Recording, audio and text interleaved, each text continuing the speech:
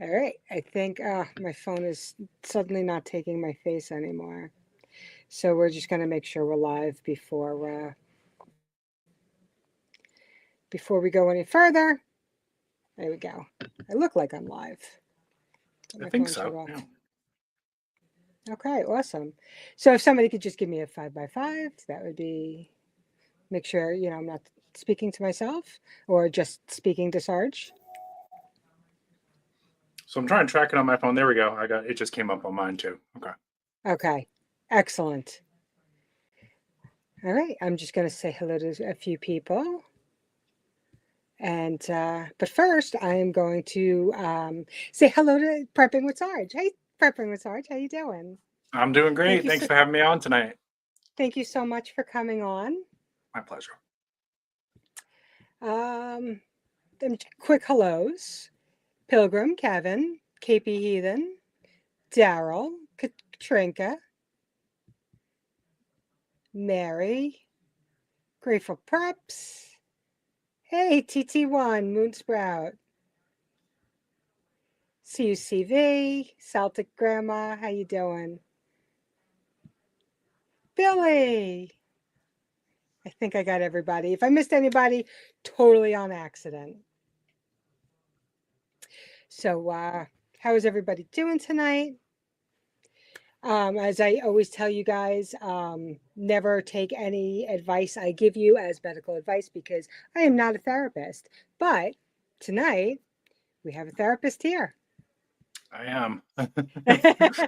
For better or worse, I will do my best to answer any questions if people have questions. And there's only a couple things that I can't. I've been in the field for a long time, so there's only a couple things that I can't speak to because just I'm not an expert in everything.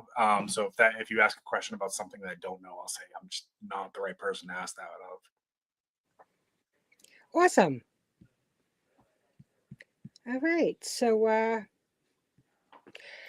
I was thinking, so you have the prepping side and you have the therapy side, and I was thinking, have you ever noticed? Hey, Teresa, have you ever noticed a kind of like a correlation between people who have anxiety and people who prep? Like, are there? Do you notice that the preppers that you may know have more anxiety than like the average person who doesn't have anxiety? Does that make sense? Wow, Yeah, that totally wasn't English. I think sometimes it's what drives people to start prepping is, looking out at things that are going on in the world, realizing that things can go sideways in a second, right? Like, whether it be a storm or a war, an act of terror, loss of job. We were talking about that last night on my stream. Things can go sideways pretty quick. And so being able to prep is a way to get ahead of a lot of those things as best we can. So I think that the anxiety drives a lot of people into prepping. Um, whether or not everybody calls it that, that's a different story, right? Like, I think there's a lot of people out there who will probably have extra food at home, or they're trying to save emergency money for when times get tough or things like that. They might not be calling themselves a prepper, but what they're doing is certainly the equivalent of prepping. Right, exactly. So, I mean, we get, I think some people take that word prepper and kind of, it's got such a negative undertone to it, It like, does. they assume that you're a hoarder. So, yeah, Yeah. anxiety can be a motivator. Absolutely. Like, I think that's a lot of my motivation because I'm always trying to get ahead of the anxiety. Hmm. I want to solve a problem before it starts, which is, like we talked about wargaming in our head, Hmm. that's so I mentally prep too, Hmm. so I All the always time. want, yeah, I want to stop a situation, before it starts, or I want to know, what I'm going to do before, um, before it happens. And the scenarios I come up with in my head are just, I mean, they're so far fetched. Some of them are Yeah. normal. If I'm going down the road and I get a flat tire, it Hmm. happens all the time. And then there's other ones where people are dropping from the skies like Red Dawn. So you know, Some. I, I go I go from one extreme to the other. What if all the lights suddenly went out while I'm at the supermarket, Hmm. Hmm. or if I'm at work and I actually have plans in place with a girlfriend of mine who works around the block, who's my only prepping friend. And we have a plan in place that if we're at work and things go sideways, she's going to wait for me at her office because I'm a half a mile past her. I'm Hmm. like, you wait for me, I'm coming to get you. Gotcha. And so we, the chances of that kind of thing happening, probably slim to none. Yes, but so as you were saying that, I was recalling last year I was at the movie theater, and it was like a opening weekend for some big movie. I don't remember exactly which one it was, but the power went out in the theater, and for some reason, even the emergency lighting went out, so it was Oh pitch wow. black and full house, and I was the only person in that theater that actually had like a legitimate flashlight. Not like obviously you can use your phone as kind of a makeshift flashlight, and it does okay. But when you compare it with like I've got a little pocket flashlight like that, and that little pocket flashlight is so much better than an iPhone's flashlight ability. Um, and I was the only person that had it. So of course everyone's like, "Hey, can you shine it over here? Can you, I'm trying to get to the stairs, that kind of thing." And it just kind of struck me that like that's something I carry in my pocket most of the time, right? Not I can't say I do it all the time, but most of the time I've got it in my pocket when I'm on an airplane or if I'm, going to the movie theater or if we're going out at night, I always have it. Most people aren't thinking about that, right? So yeah, we say sometimes in the field of mental health that anxiety is worrying too much about the future and depression is thinking too much about the past. That's an oversimplification, of course, but there is some truth to that, right? Like I think anxious people are always kind of gaming things, right? Like what happens if this happens? What do I do? And a little bit of that is okay. A little bit of that is healthy. Too much of it can be debilitating, right? It can then, we make ourselves prone to panic attacks and stuff like that. And that's no fun. Nobody wants that. So part of being prepared is it's one of those ways to give you a little bit of control back in those situations, right? So by me just having a flashlight in the movie theater that day, I was the only one that was prepared to find my way out and help as many people as I could, as it turned out. It just was an interesting little reminder, right? Sometimes you're at a place and people will say, "Oh, we need to cut this. Does anybody have a pocket knife?" And you'd be surprised, like nobody else around you has a pocket knife. And you're like, "Why are people not carrying a pocket knife? Like it's not costing you anything to have a little tiny knife in your pocket." They make tiny ones, right? And now you have something that you can cut a seatbelt if you had to or whatever, right? Um, but most people are not thinking like that. Which, if we ever do get something big, like the United States gets attacked again or whatever, then unfortunately, there's gonna be a lot of people who are unprepared and panicky, and they're gonna be as much that we have to worry about, trying to help as many of those people as we can without making ourselves a victim, right? Because sometimes people, you know, you've got food, you know, now we're all coming to your house. Well, hold on now. That's not going to happen. I will help as Right. many people as I can, but I got to take care of my family. So you just reminded me of a point that I had actually wanted to ask you or talk about. So, you mentioned a seatbelt cutter, and there's certain things, and I'm guessing this is why, like, I'm prone to anxiety versus somebody else. But I hear stories and they stick with me.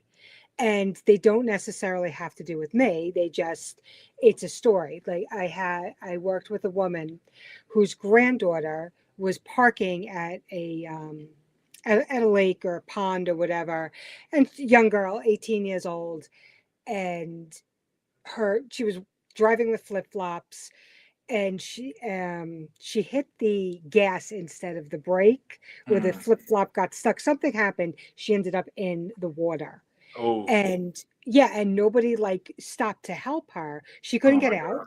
Yeah. And then one guy who he said, and it was just luck of the draw that he heard her, because he said he was down there. He was upset about something, and he had his music blasting, but his phone happened to ring at that moment, just as he heard her splash into the water. Wow. And this guy didn't even know how to swim, and he's like afraid to death of the water, and was the Wow. only person to jump in to help her. Like, and nobody else did. And those kind of things, like, seriously stick with me. Yeah.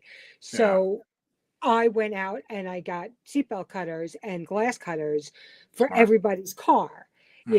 and I actually said something the other day at work to one of the women, because I had those little hydration packs on me, because Hmm. apparently everybody around here is getting like these nasty colds and flus, and Hmm. they're getting very dehydrated, and especially the kids are ending up in the hospital with this horrible dehydration. Her Hmm. daughter was one of them, but she's like a nurse, but they're not good patients. So I brought her in one, and she's like, or I gave it to her because I carry them in my little first aid kit. And Yeah. she's like, and you have this on you? I'm like, I go, these stories. I'm like, because I heard a story of a woman dry drowning because Yeah. she was so hot and she drank 4 glasses of water and she died. I'm like, Wow. these are the types of things that I didn't know this woman. She was somebody on the news. Like, it Yeah. wasn't somebody who was personal to me, but those kind of stories stick with me so hard, and I obsess about them until I fix them for me. Yeah. Well, So, yeah, it's good to think ahead and be ahead of scenarios. I think having that balance, right? Of again, we don't want to be so worried about future events that we're not enjoying the present, right? We have to be so in therapy we talk about that as mindfulness, like being in the moment. So and that's one of the things to kind of practice if your anxiety and you're worrying about like what if, and you're spinning in your head, is to try to ground yourself back to like the moment that you're in. Where am I right now? There's different techniques. Like we teach sensory grounding, which would be look around wherever you are. What are some things that you see, smell, hear, taste? Kind of just do some of that stuff. You also just like wiggling your fingers and toes actually kind of pulls you back to the present too, because like you have to be conscious of your body. You can do like those little exercises like that that oh, okay. make makes your I've brain. Yeah. never heard that one before. That's a good one. Oh, there's so many. Like I don't even know all of them. I'm constantly learning new ones just from watching other therapists. But there's so many different little techniques that like make your brain kind of pull it away from what it's ruminating on. Um, so having that balance, like I love that you got that the seatbelt cutters. That's amazing. And having those hydration packs, you're right. Like when you become that person that has these little prep items, people tend to figure that out. And usually when somebody's looking for something at work, do you have a band-aid or whatever, they know like, yeah, Tom probably has one. And so they'll come and they'll say, hey, do you got a band-aid, can I borrow your flashlight, whatever. Yeah, I am that person at work. Yeah. I have set of tools. I have a sewing kit. I have, Yeah. Yep. these little Yep. things, Yep. but Yep. yes, they all come to me. They know I have a little first aid kit. And everybody will laugh until they need something, and then all of a sudden it's not funny anymore, right? It's funny. That's exactly what I tell them, because Yeah, one of the girls used to always make fun of me. She's like, "You're such a mom." I'm like, "Yeah, but this mom has come through for you how many times now?" And that's she's like, right. "Okay, fair That's right. enough." Yeah. And moms make excellent preppers because of that. Moms usually have that instinct of like thinking ahead of what am I going to need. Yeah, Right. Yeah. So I mean, as a mom, a lot of people are definitely already preppers. They just hmm don't know it.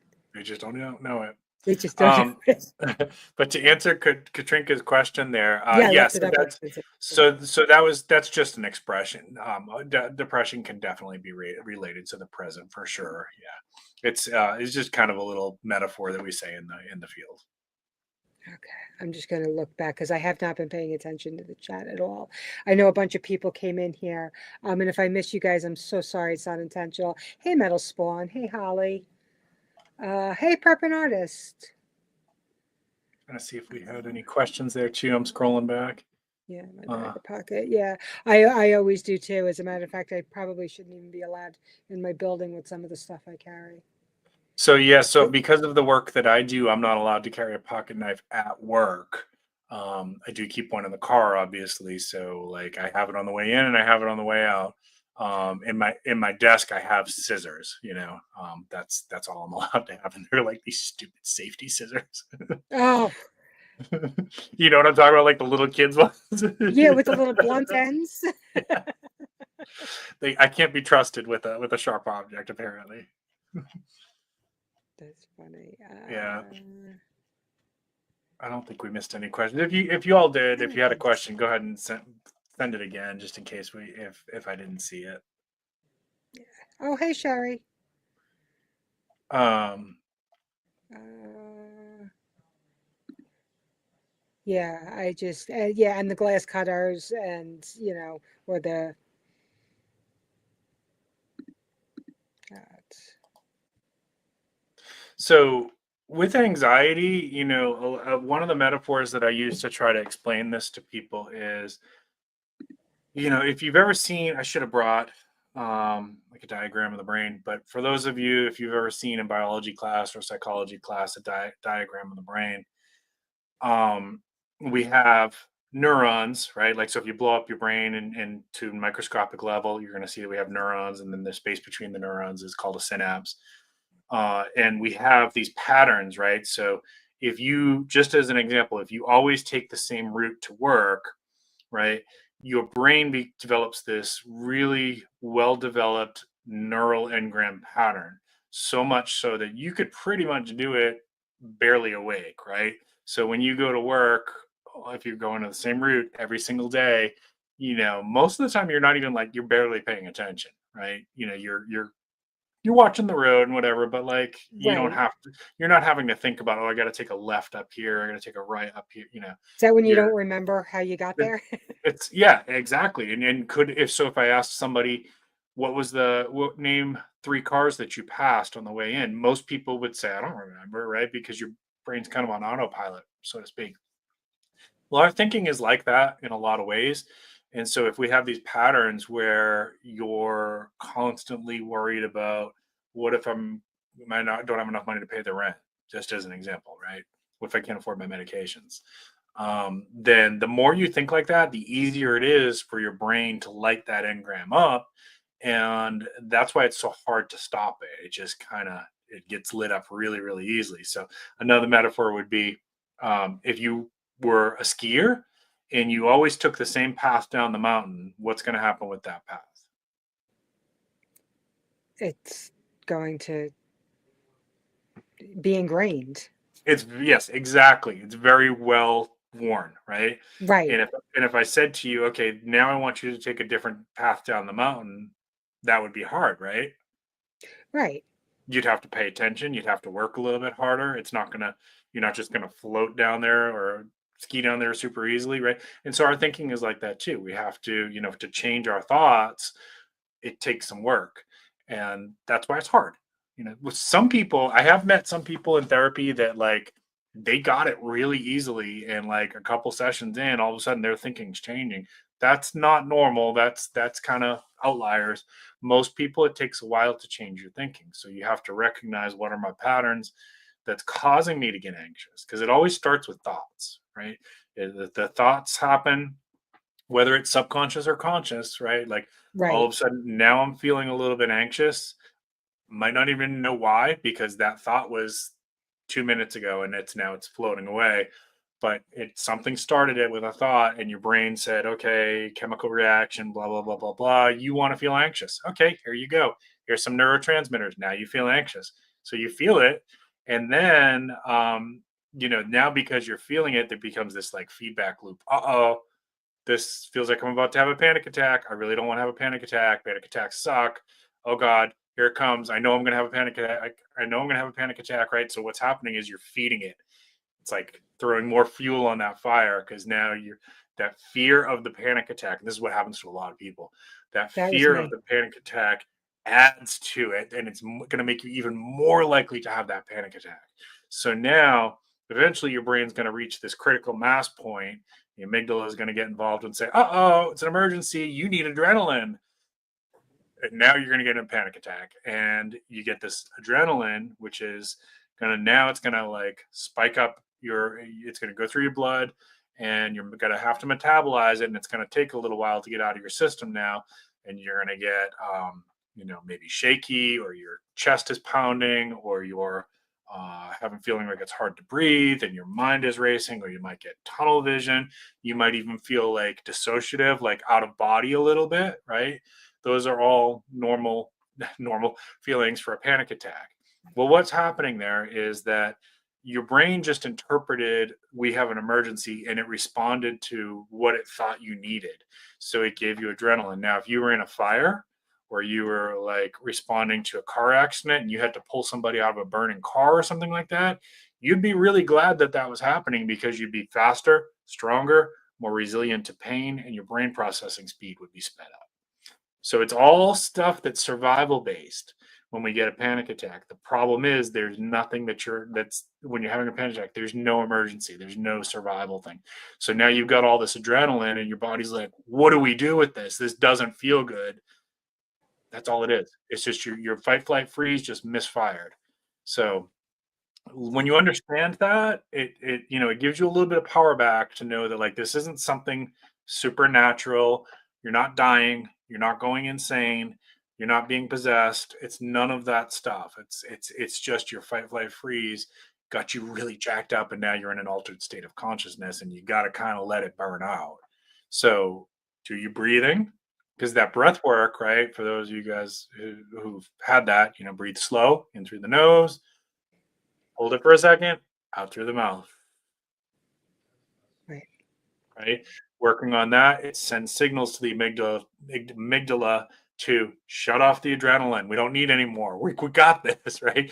So it's not going to be immediate. Like, you're not immediately going to snap out of that panic attack, but it starts the process where the hose is being turned off. And then you're going to tell yourself, okay, we know what this is now. It's just a panic attack. It's just my fight, flight, freeze is acting up. It's a biological reaction. I'm not going to die. I'm not going to go crazy. It's just my fight, flight, freeze acting up. It will go away. It's not a permanent condition.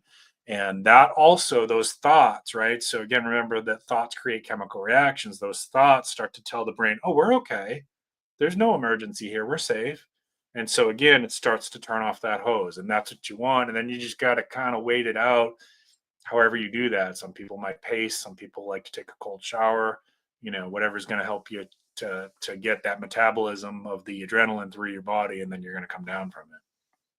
Does that make sense? Eh, Absolutely. I did the it's anything that take the power away from it. I said a big one for me always, because especially I'm usually okay in my own house. It's usually when I'm in public at work or something, Mhm, where I'm mhm. having them.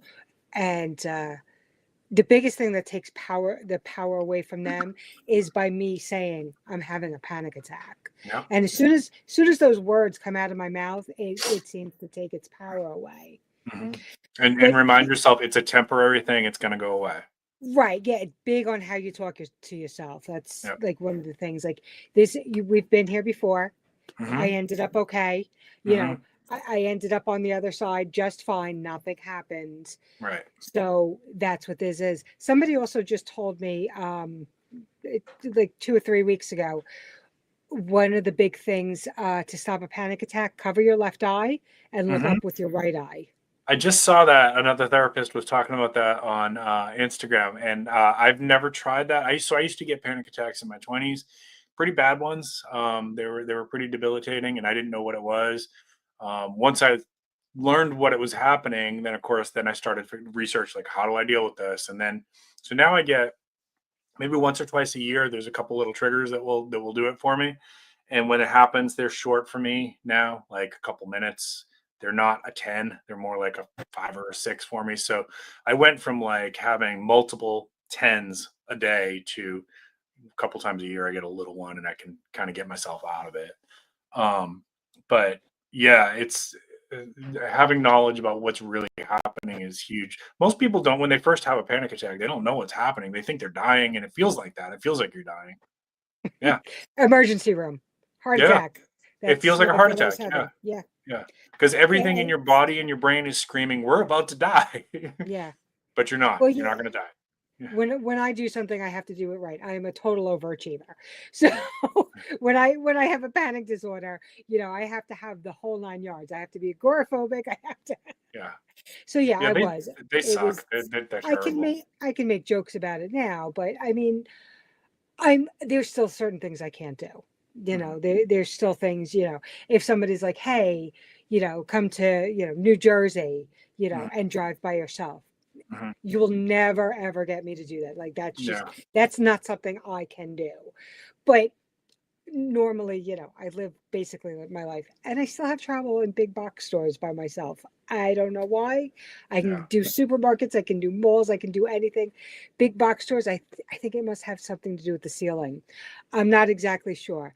But Yeah. here's a good puzzle for you. So, you're talking about retraining your brain to think correctly.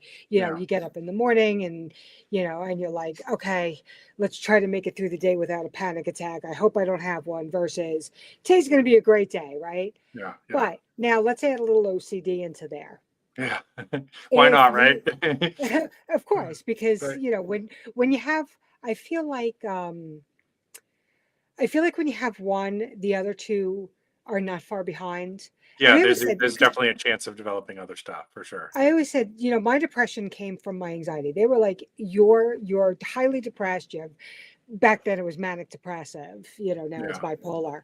But they were like, you're highly depressed and you need medication. I'm like, I'm highly depressed because I'm afraid to leave my house. Yeah. Let's solve this, my depression will go away. And guess what? When Mhm. they finally did solve this, my depression went away. Mhm. But the OCD, I think, stemmed from my panic attacks. Mhm. So there's certain things I have to do. Mhm. Um, you know, there's certain things that I don't have to do it, but if I do it, they have to be done the same way. So Mhm. if I do something and I'm like, well, I have to do it 10 times or 7 times or whatever, it doesn't even Yeah. have to be it's just like, oh, I had a really good day that day. I happened to do that 7 times. I always have to do it 7 times. And if so now add change that into a thinking routine. Mhm. I have to think a certain way. Otherwise, it's bad luck. It's if I think everything is going right, that's when it will go wrong. Mhm. Okay, so does that make any sense? Yeah, I think that, what those things get reinforced, the thoughts part of it anyways, that gets reinforced when by our experiences, right? So like let's say I'll just make something up. Let's say that I normally put sugar in my coffee. And then one morning I'm like, you know what, I don't think I should put sugar in my coffee anymore. And then I get in a car accident that day. Well, then there's a chance that I might start thinking I got into a car accident because I didn't put sugar in my coffee. Therefore, I must always put sugar in my coffee. And that's kind of how that stuff works, right? Yes. But sometimes it's like so far back into our childhood that we don't even know. It's hard to recall, like, where did I start thinking like this? So then it's kind of hard to untangle that, Um, I will tell you what I know about OCD treatment, but I'm gonna caveat it with this is not one of my specialties. So I would encourage people to do more research on it. So Howie Mandel, the comedian, is actually one of the people who he's got really bad OCD and he's talked about it openly. And that's kind of where I learned, that you have to think about treating OCD differently than you do other types of anxiety. Okay. So that's why people with OCD will say breathing exercises aren't working for me because it's different.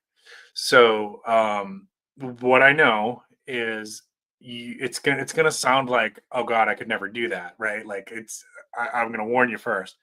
So if you have this like OCD thing about if I leave my toaster plugged in, I'm going to make this up. If I leave my toaster plugged in my house is going to catch fire when I'm gone, and my pets are going to die. Okay.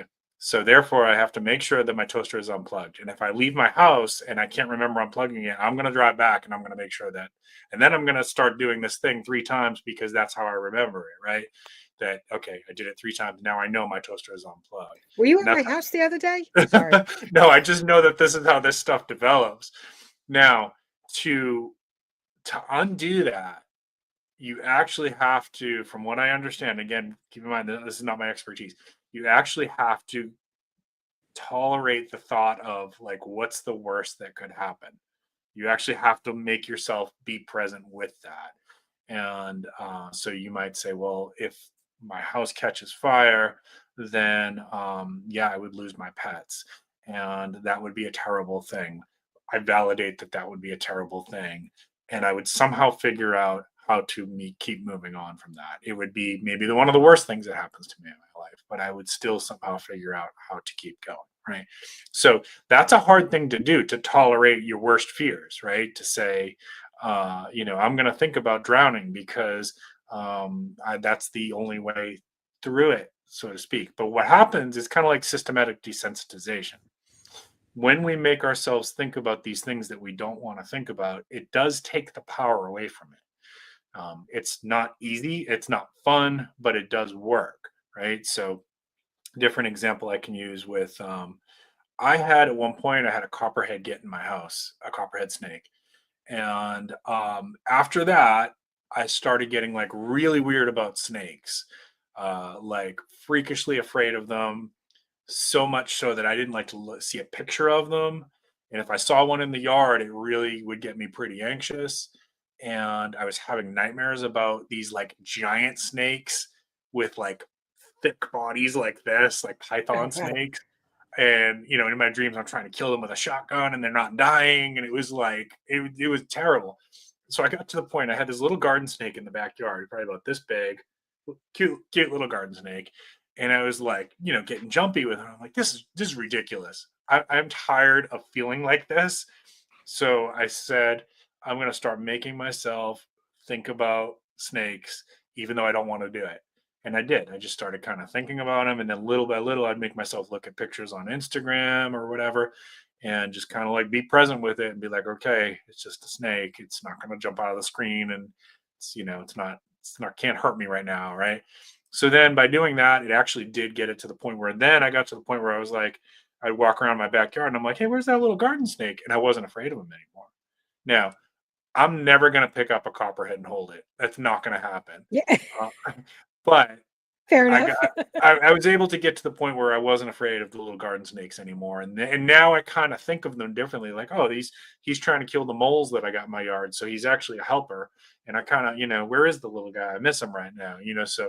So my thoughts on it, I was able to work through that and eventually get it to be that I haven't had one of these, knock on wood, nightmares about the snakes in over a year now since I did that. But it was bad. Like these dreams were terrifying. Oh, wow. Yeah. It was terrible. And I all that wouldn't like to all that experience started that. was because a copperhead got in our house. And you see, and then again, because I completely understand that. That's Yeah. something I would do. Yeah. I get the obsessive part. I'm extremely obsessive. So Yeah. I'm just gonna check the chat to see if We his missed if standing. I have not checked the chat at all. And if I missed you saying hello to you, I swear it's not on purpose. Yeah. So Mary Miles, a lot of us do that with the coffee pot and the toaster and the coffee pot. Just to validate that, like that is a super high energy appliance. People don't realize that little coffee pot uses a ton of energy to make your coffee. So I don't think it's a bad thing if you want to unplug it. It's only bad if like you make it all the way to work and then you're like, oh crap, did I unplug it? And you leave work to go check on it. You got to try to interrupt that. Is because I have to do things that I have procrastinated. Sure, yeah.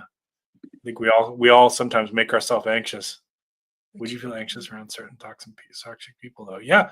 Yeah, and Katrinka, I would say if you can put some boundaries between you and people. Sometimes it's hard because it's family members, right? Like I get that. Sometimes you have to You have to be around people that are making you feel uncomfortable for holidays and stuff like that sometimes. But to the extent that you can, remove toxic people from your life and set boundaries up where you can with the people that you can't remove from your life, and that will help your quality of life quite a bit. I'm not saying like cut off everybody in your family if unless they're really bad for you, then sometimes you even have to do that. But if it's somebody that's just like, this person drinks too much and they make me nervous or whatever, or whatever, you know, set those boundaries up as best you can, and know that you maybe only have to deal with them a couple times a year for Christmas and something like that, July 4th. I don't know. Life can be a jerk. You got that right, buddy. Absolutely. I'm an extroverted introvert. I understand that statement completely. Mhm. Sometimes I have people come into therapy and they say, I wanna, say, what do you want to work on? They say, I want to have no more stress in my life. That's not going to be possible. It's just not going to be possible. You are guaranteed that you're going to have more stress in your life, but we can work on how you deal with that stress. Right. Yeah. Work if somebody is unhappy with whatever complains or comes with what I perceive as aggression, or they're Yeah. mad with me, my brain immediately takes that status. Yeah, Yes. I understand Sometimes, that. Yeah. sometimes we have, everybody's got triggers. Everybody's got triggers. Let me say that again. Everybody's got triggers. The Pope has triggers, and if I knew what those were, I could make him very, very angry. So that stuff goes to our previous life experiences. Sometimes it's from early childhood. Again, it can be hard to remember. If you ever do like EMDR therapy and stuff like that, that can help you remember, like, oh, that's why that makes me mad when people raise their voice or makes me fearful or whatever, because when you were 6 years old, something really scary happened and somebody was yelling. Yeah. EMDR is really good for that kind of putting those pieces together. But everybody's got triggers. I've got triggers. Recognizing, like, what is your pattern? Is this, why do I get mad when XYZ happens? Right. So when I was learning EMDR, part of it is we have to go through we have to have it done to us so we know what the experience is like. And I'm not going to get too personal here, but one of the triggers for me in life was when somebody said they were going to do something and then they didn't follow through. That would make me 10 out of 10 angry, like irrationally angry. And people would be like, dude, calm down. Like, people are going to let you down in life. It's just the way it is. But like, I would have a hard time getting out of that. And when I did EMDR therapy, it was like, oh, that's where that started. And it was something from when I was 5 years old. Oh, So wow. Okay. yeah, it'll help you see like the connections between, because what happens is, again, I'm going to use some metaphors here to explain this, but in our brain, if you want to think of your brain is very much like a computer, and we have files that our brain creates, and the files are stored in a lot of different ways, but one of the ways that our brain loves to store things is, how did a situation make us feel? So if you were 5 years old and maybe you basically had a peaceful upbringing up to that point, and now all of a sudden at 5 years old you saw somebody lose their crap and they're screaming and yelling and breaking things, and that was pretty scary. Your brain might say, uh-oh, when people yell, this I feel scared. Okay, so it creates a file for it. Then every time that happens after that, it adds to that file, because the brain likes to store like with like, and it loves to store, how did this situation make me feel? So then now we're 35 years old, 40, 50, whatever, and we have this feeling that whenever somebody gets loud, it makes me really, really uncomfortable or afraid or angry, or whatever. And it's hard to remember, like, where did this all start? Well, that file got opened when you were 5 years old, and it just got added to and added to and added to, and now it's like really well developed. And anytime it gets lit up, that feeling comes back. Okay, that's basically how triggers work. um, Most of that stuff honestly happens between, like, starts to develop between the ages of 5 and 9, because that's when we developmentally we're starting to figure out how the world is supposed to work, and we form beliefs about what your role is in the world, how safe is the world, how people are supposed to treat each other in the world. that's all being formulated between the ages of like 5 and 9. So we form these core beliefs, and those create triggers. And then sometimes when those get activated, or sometimes people violate that because like you might have thought the world is basically a safe place, and then something happens in your life and you realize the world is not always a safe place, and now you're trying to make sense of that because it violated something that was a core belief for you. I'm simplifying it a little bit, but hopefully that makes sense for people. Yeah, it made a lot of sense actually. So it's not your fault. That's a big thing. Is it's not your fault. Like this stuff develops in childhood usually, guys and ladies. It's so you can work on it so that your awareness of why it's happening and where it started gives you a little bit of power over it. So now, like because of the work that I've done, when somebody tells me they're going to do something and then they don't do it, instead of becoming a 10 out of 10, I'll get like a 4 out of a 10, and I'll just kind of shake my head and say, I knew I couldn't count on that person. If you want something done right, I'm going to have to do it myself. So you can take some of the power out of those things. But that's probably for me always going to be a sensitive thing that, like, if somebody says they're going to do it and they don't do it, it's probably going to hit me a little bit harder than most people. Okay.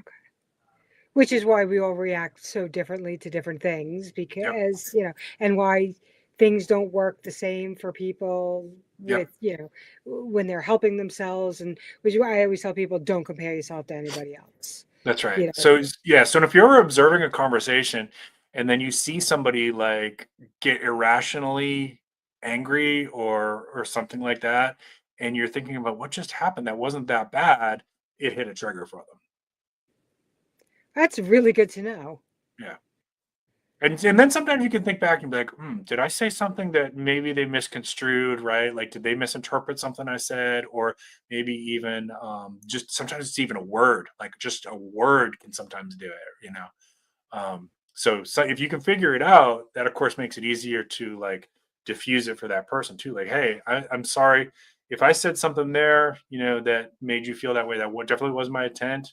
Can we backtrack this, rewind, and talk about it a little bit differently or whatever. So for me now, it's hard to unsee these things. Like even watching like reality TV and stuff like that, and like something will happen on there, and I'll be like, oh, that person's got a trigger on that issue. I can't like unsee it, and sometimes I wish I could. Yeah, I don't think I know what my triggers are. I mean, I know situations that scare me, Yeah, or will, I'll be like, if I go there, I know I'm going to have a panic attack.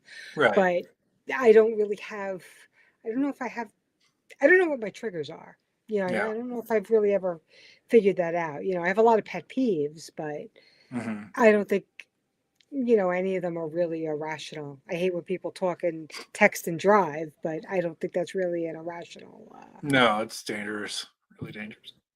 Yeah. What are these different ones? But they Yeah, illustrate. usually so usually you're right, prepping artists, usually they're 30 minutes or less for most people. I feel so sad when I hear somebody say that they're getting like ones that are lasting 2 hours. That's oh, it's so sad.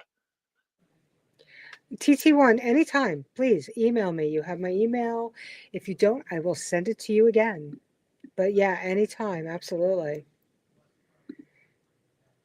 There you go, Daryl. Praying it can be a really healthy way to try to manage all this stuff. Absolutely. I hope you never have one either. I don't wish them on my worst enemy, honestly. Yeah, they're terrible. Well, They maybe do my not. worst. They do not feel good. So how to describe it to somebody? So, all right. So if you've never had a panic attack, I want you to think about this for a second. I want you to think about you're just walking along, nice peaceful day, suburbs somewhere, and then you go to cross the street, and for some reason you didn't look left, and then all of a sudden you're now in the street, and you look left, and there's a truck going 75 miles an hour about to bear down on you. That feeling that you would get in that second, that's what a panic attack feels like. Yeah. Yeah, you definitely can. Definitely can. Think I said about repeatedly. My husband is doing. Oh. Yeah, my husband knows when I'm either about to have one or he knows or why I'm having them sometimes. He'll know before I do, which is pretty amazing actually.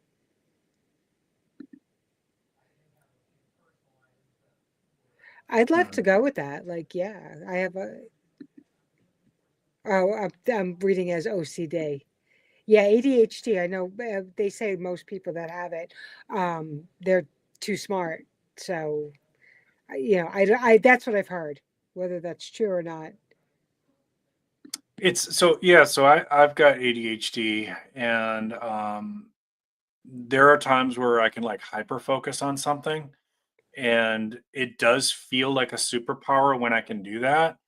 Then there's other times where you know, this and more so when I was in school, it was super hard to concentrate. It was really hard to concentrate, especially during tests and things like that. Now, of course, it's going to manifest different for different people, but I had a really hard time taking a test with other people around me shuffling and making noise. Like it would pull me out of the test, and then it would take me a long time to get my focus back into the test.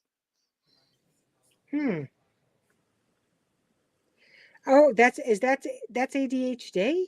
Well, that's one example of how there's different ways that it can manifest for different people. Okay. That's what Because I I got. get that, not all the time, but I do Yeah. get that. Sometimes I'm at work, especially now, we are like super shorthanded. I'm doing the work of three people, and I'm doing all of this data entry stuff, which I normally don't do.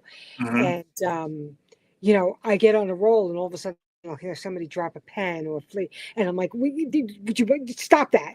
And then Yep. I don't actually yell it outside. I keep it in my head, thank God. Right. Yeah. But I want to yell and scream and go, can you just stop? Yeah. Because yeah, I was on a roll and they stopped me. But Yeah. that doesn't happen all the time. It Yeah. only sometimes. Kelly, I'm so glad you're doing better. As I said, Yeah. anytime you want to call me, something's happening.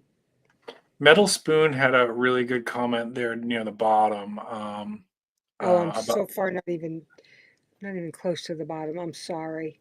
it's okay. Let me see if I can fly down there.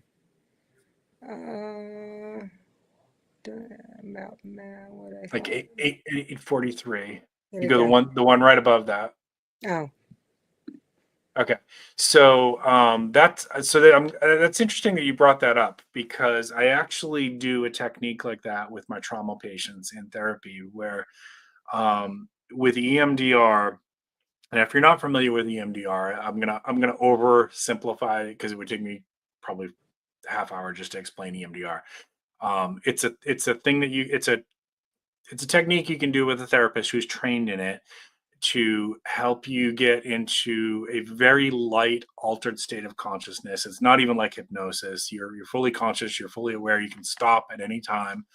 But it does allow us to do certain things like access deep memories, childhood memories, things like that. And you can also, so one of the things I tell people is I can't change your past, but I can help you change how you think about the past.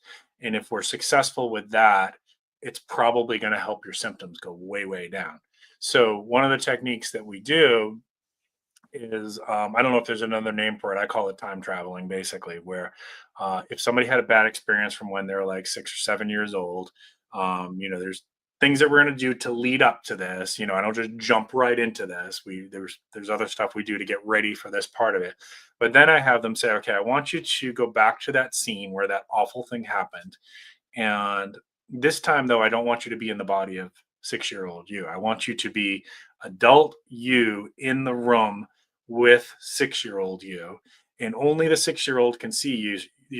Only you can see each other, right? Nobody else that's there can see you. And I want you to bring in all of your wisdom and all of your life experience. And I want you to just talk to that 6 year old you and tell that 6 year old you, you're going to be okay. You're gonna survive this, and you're gonna be okay. There's something really profound about that has a really healing impact for people when they can have that adult conversation with their child self. And I've even had some patients tell me, like, I'm remembering it differently now. I'm remembering that same scene, but now I feel like I always thought that I was going to be okay, right? Even though we just inserted that. So what happens is we take the memory and we got the new thought and we're putting them together. Okay. And then there's techniques we do in EMDR. We want to make sure that's sticky. So they stay together. So if we get that new thought with that old memory, it's going to get stored again in the brain, but this time it's going to get stored a little bit differently. And now it's just a really bad memory, which is different than a trauma memory. They work differently in the brain. So you're still always going to remember it. It's still part of your story, but you're going to think about it differently.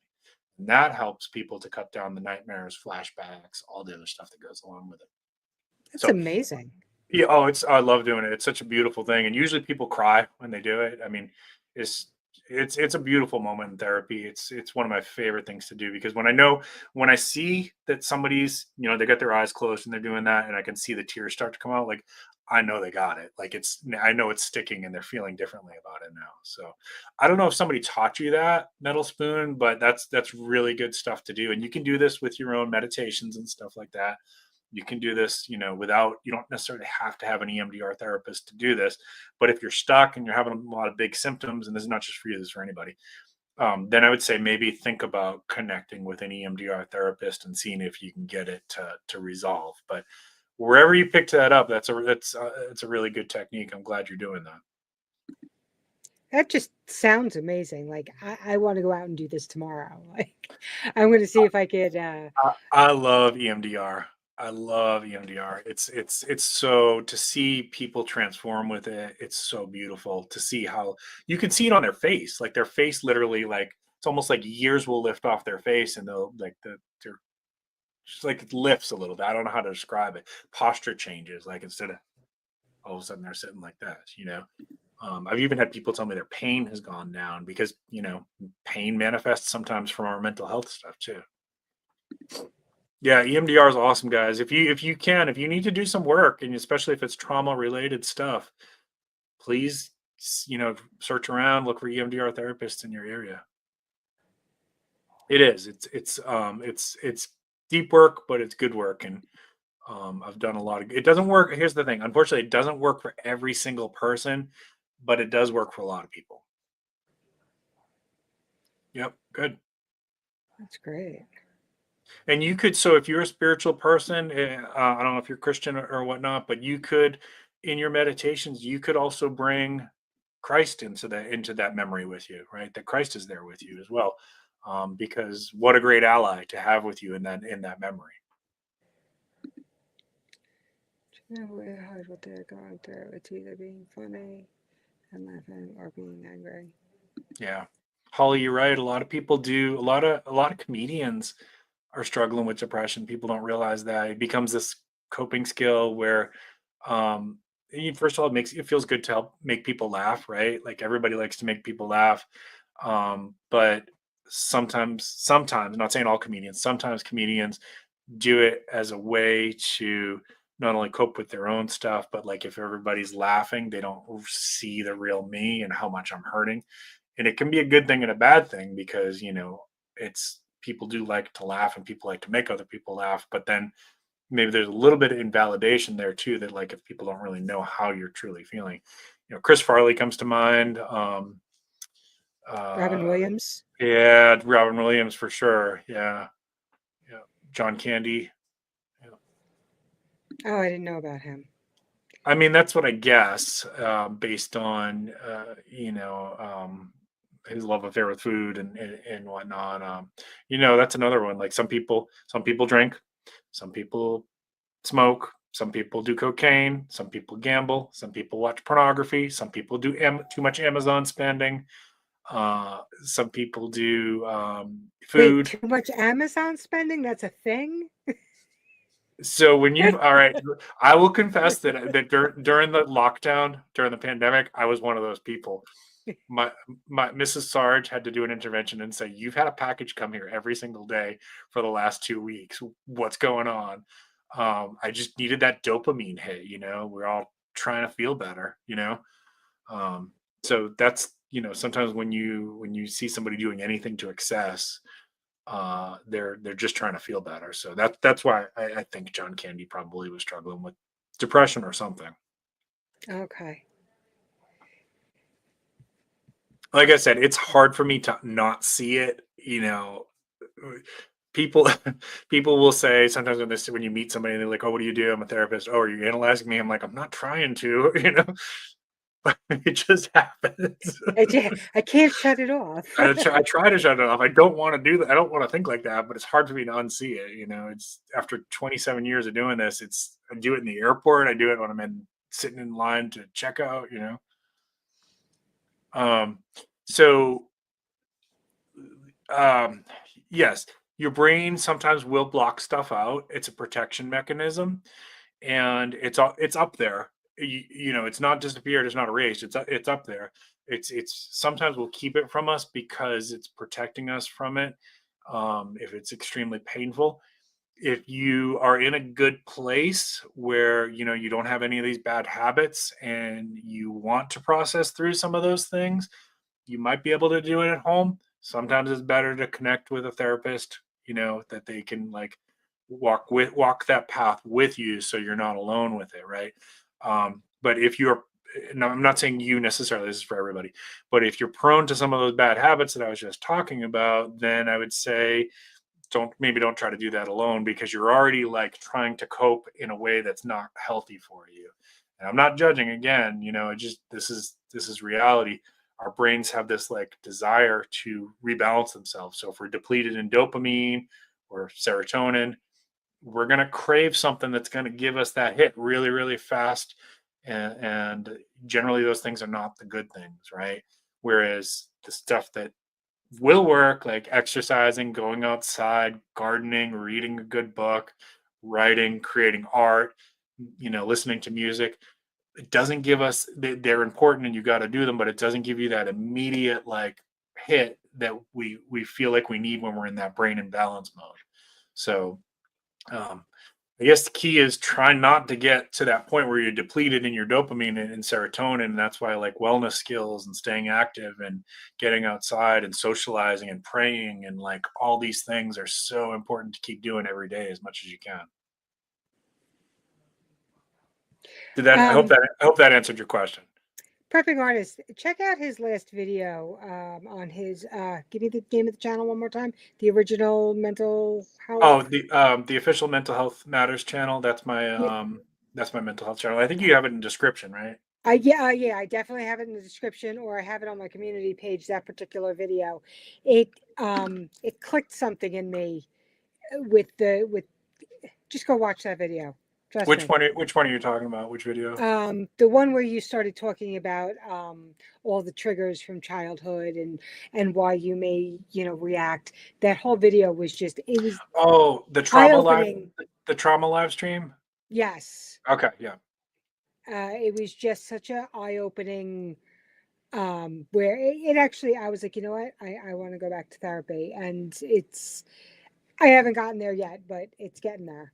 Hey, It I want to validate. It's super hard to get to that place where you're gonna say, "Ah, crap, I gotta go." Right? Like it's really, really hard.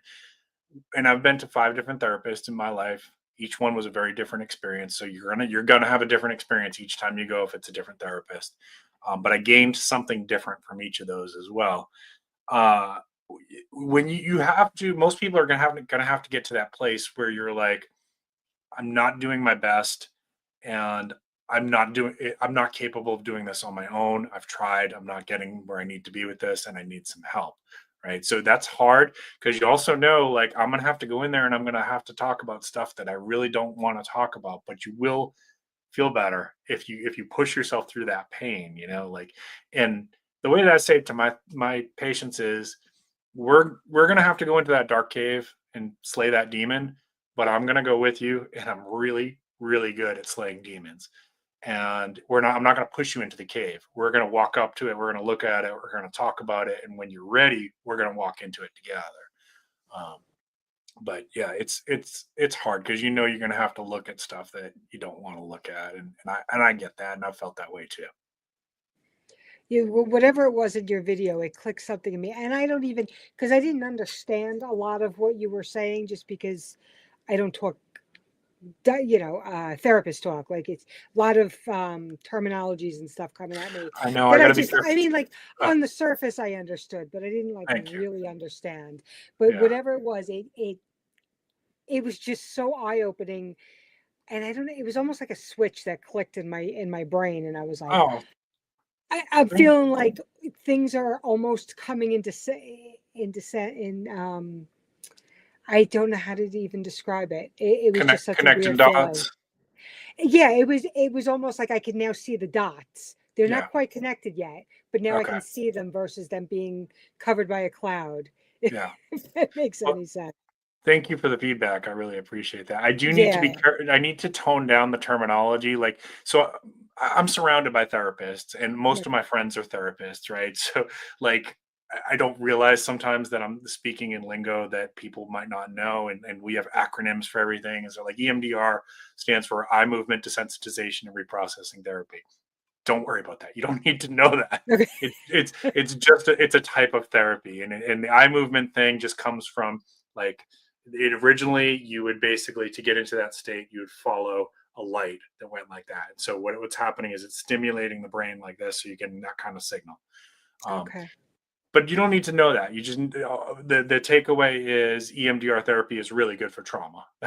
you know, they'll I, explain it to you when you get there. right. And just going back to what you said, you had 5 different therapists, not all of them. I got to say, I think the best ones are the ones that lived through it already. I think Because so. I had a bunch of therapists too that, some of them were like, here, you know what? We're going to send you the doctor because you're going to, the psychiatrist because we want you to take pills, and the next one was like, you know what? I was agoraphobic for 20 years and I lived through it. Now I'm a therapist and Yeah. now I'm going to help you. And they were the best ones. Or, Yeah. I had one in particular that I saw for years and she was wonderful. She was agoraphobic. She Mhm. understood. She lived through it. So Yeah. she could sympathize with, what I was going through. And Yeah. she understood it, versus here, take a pill. Yeah, and so a couple things there. Number one, we shouldn't be, in almost in most cases, we shouldn't be pushing medication if the person's saying no, I don't want to take medication. Okay, because a lot of mental health stuff can be done with just good cognitive behavioral therapy. A lot of it can be done. Now, there is a couple exceptions. I would say people with, and the example I use is schizophrenia.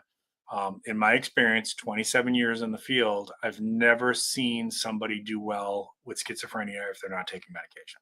Sorry, Right. it's just never seen it. Understood. Do I hope that one day there's better options for people with schizophrenia? Absolutely. Right now, that is the best line of defense for schizophrenia. Now, trauma, depression, anxiety, most of the time we can treat those without medication. Is it going to maybe make it a little bit easier in some circumstances? Maybe, because it's going to help your neurotransmitters function a little bit differently. But if you're worried about side effects, we should be I'm talking about the mental health field. We should be listening to what our patients are saying. Like, I don't want to take an SSRI because my sister took an SSRI and then she got urged to self harm herself. Okay, I need to listen to that because you know your genetics better than I do. And you also know your religious beliefs and your personal beliefs about, like, what I want to put in my body. And and I, as the therapist, should be listening to that. That's what I think makes a good therapist. I don't like the ones that push medication. I understand some people want it. That's Yeah. awesome for them. It's not a me thing. Yeah. Holly, you're a sweetheart. Thank you, Holly. Appreciate that. Um, let's see. I'm going to scroll, see if we missed any other questions here. Yeah. Uh, hey, Bacon. Did Bacon just pop in? How you doing, brother? Hey.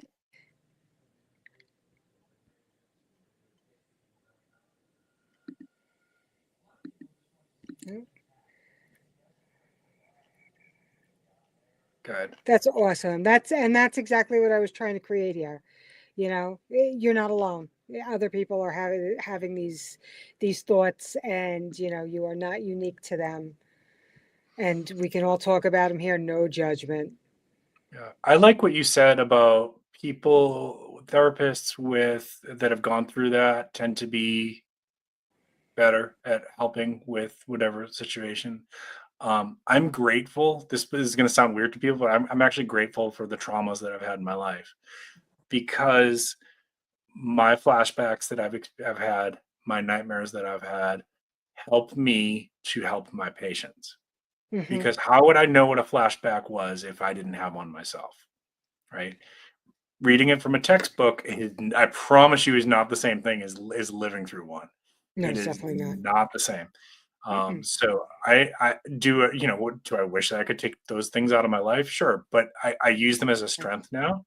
And I recognize that those experiences, if you want to believe that things happen for a reason, or, that to put my faith into it, that, God had a certain path intended for me. And maybe that path included a few hardships that caused me to have a flashback.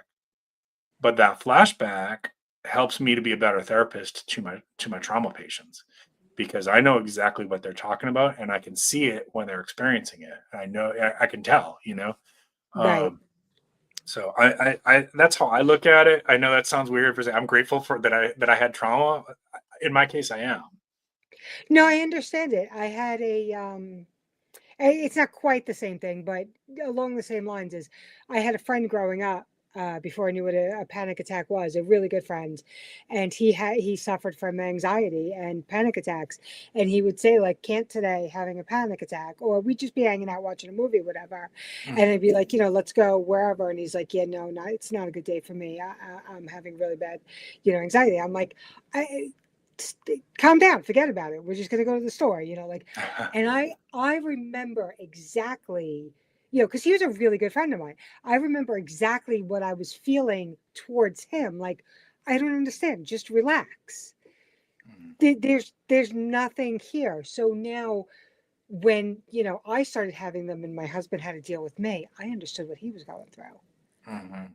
So I understand what you're talking about. Like, not quite the same thing, because Mm. that wasn't me, but Yeah, yeah. I get you. I get And you. if I can help people, even if it's just in this, because again, not a therapist, people don't take anything what I say about with as mental as medical advice. But if I can help people in any way, if I can talk people out of panic attacks, if I can create a forum where people feel safe to come and talk about it, then I feel useful. And well, so yes, I am somewhat grateful that I Yeah. that Yeah, I went through that. you can take it and turn it into something good. You can, your life experiences, and I tell my patients that too. Like, I know this doesn't feel like this right now, that you would give anything to take this away from you, this experience that you had. But down the road, there is going to come a time where what you experienced here is going to prepare you for what's coming down the road, or you're going to be in a position to help somebody else that's going through what you're going through right now. I can't tell you exactly how it's going to play out. I just know it's going to play out, you know? And yep, Yep, exactly. absolutely. All right. So we went a little bit over. I had fun. Yeah, I thought this was a really great chat. Thank you. So Prepping with Sarge has got two channels, Prepping with Sarge, and the other one that I can never seem to remember the name of The it. the official the official Mental Health Matters channel, and she's I got links. She's got links in description. I got both links in the bottom of the description. Definitely go check him out. He does some wonderful, wonderful videos every Friday night. I know he does a video, and then the other one is sporadic. Whenever you So kind of I try to do something on Tuesday on the prepping channel, like a product review or prepping skill or something like that. Then Friday night is the live stream, and then the official Mental Health Matters channel. That's definitely more sporadic, because that channel is still kind of small, so I kind of pick away at it when I can. If I get inspired, like this week, I did some shorts videos about anger management, and I was getting like some really good comments and questions and stuff about that. So I'm like, all right, well, I'll just keep responding to those. So there's like four of those. I think three of them are out. The fourth one is loaded. It should be coming out maybe tomorrow. But it just kind of, I pick away at that channel when I can. But there's stuff in there on insomnia, anxiety, trauma, and go check it out. There's, it's the same skills that for the most part, that I teach people in therapy. The only difference is I can't process individual stuff with you through YouTube. There's no ethical way to do that. right understood. All right. So if anybody's got any more quick questions, or I'm just going to actually, everybody's saying goodnight. So I'm just going to shut this down. And thank you so much, Sarge, for coming on the channel and chatting with us. This has been amazing. My pleasure. I really enjoyed it. All right. So everybody, you guys all have a wonderful night, and I'll see you around the YouTube street soon. Good night, everybody.